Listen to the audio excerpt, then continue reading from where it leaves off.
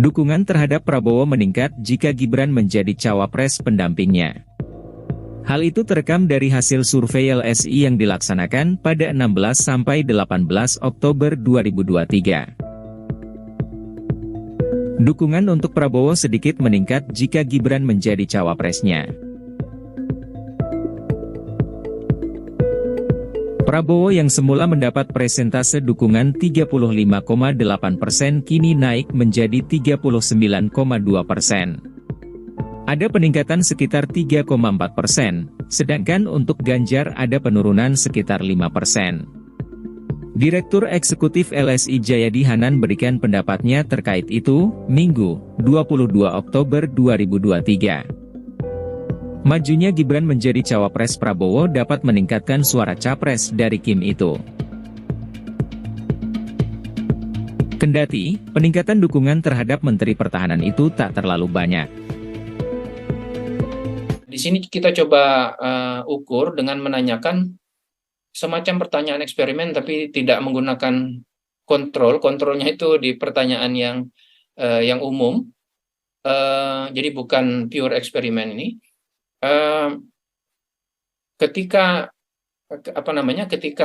kita tanyakan secara umum dukungan masyarakat terhadap 3 nama calon presiden, seperti yang sudah saya sampaikan di depan, ada 35,8% mendukung Prabowo, 30,9% mendukung Ganjar, 19,3% mendukung Anies.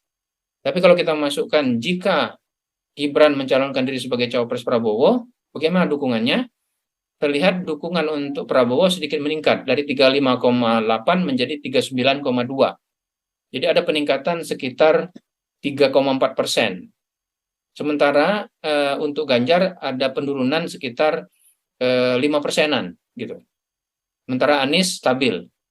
Jadi memang kalau secara kasar, secara sederhana bisa terlihat potensi majunya Gibran sebagai cawapres Prabowo itu untuk meningkatkan perolehan suara Prabowo. Tapi peningkatannya tidak terlalu banyak. Kalau di sini berubah sekitar 3,4%. Jadi ada potensi untuk meningkat.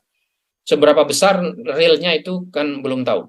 Posisi pada pertengahan Oktober pasca keputusan MK, Prabowo Subianto kalau pemilu presiden dilakukan sekarang dengan nama 3 nama ini, Prabowo Subianto memperoleh angka 35,8%, Ganjar Pranowo 30,9%, diikuti oleh Anies Baswedan 19,7% atau 20%.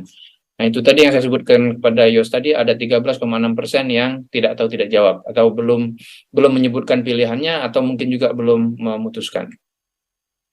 Trennya memang kalau dibandingkan dengan ini yang kami bandingkan survei telepon semua ya, tidak dibandingkan dengan survei tatap muka. Nah, kalau kita lihat di sini memang cenderung stagnan sebetulnya, cenderung stabil dukungannya. Meskipun ya seperti Prabowo ada kenaikan sedikit dibanding September lalu dalam survei telepon dari 34 menjadi 35,8, Ganjar kurang lebih sama, hanya naik 0,5%. Sementara Anies turun sekitar 2%, tapi itu semuanya di dalam 1 kali margin of error, jadi pada dasarnya stabil. Kalau 2 nama posisinya masih cenderung sama, Ganjar Pranowo lawan Anies Baswedan itu masih cenderung dimenangkan oleh Ganjar Pranowo dengan jarak elektabilitas yang cukup signifikan. Kemudian kalau Prabowo Subianto berhadapan dengan Anies juga jaraknya signifikan, Prabowo memperoleh angka sampai 55%, Anies di angka 24%. Kemudian kalau Prabowo Subianto berhadapan dengan Ganjar Pranowo juga sama, Prabowo cenderung unggul dengan keunggulan yang signifikan yaitu sekitar 16,1%, cukup signifikan. Cuma memang yang belum memberikan pilihannya atau belum menyebutkan pilihannya ada 18%, jadi masih cukup banyak.